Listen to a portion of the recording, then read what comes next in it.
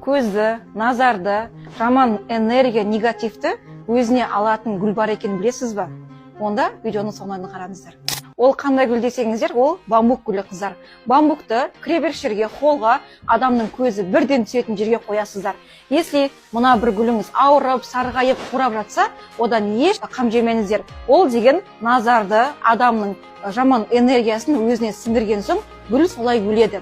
Және бамбукты қыздар тақып қоясыздар. 3, 5, 7 деген сияқты.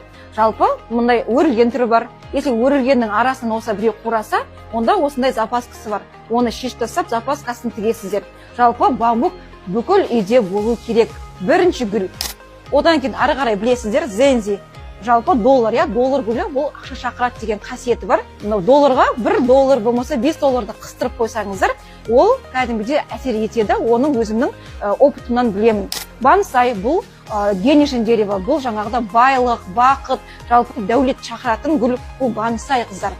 Және денежный дерево, кішкентай монетка сияқты жапырақтары орналасып, астына тиын тығып қоясыздар, ырымы майда 20 теңге, 10 теңге деген сияқты топырағына тықсаңыздар, ол да әсер етеді. Главное, адамда сенім болу керек. Және пахира пальма қыздар. Соңғы гүл, бұл гүл Қытайда бүкіл жерде, торговый центр, магазин, үй, жалпы қай жерде жүрсеңіздер де, дәл осы пахира пальманы жалпы бүкіл жерге қояды. Бұл деген байлық шақыратын, жалпы дәулет әкелетін, бақыт әкелетін гүлдер.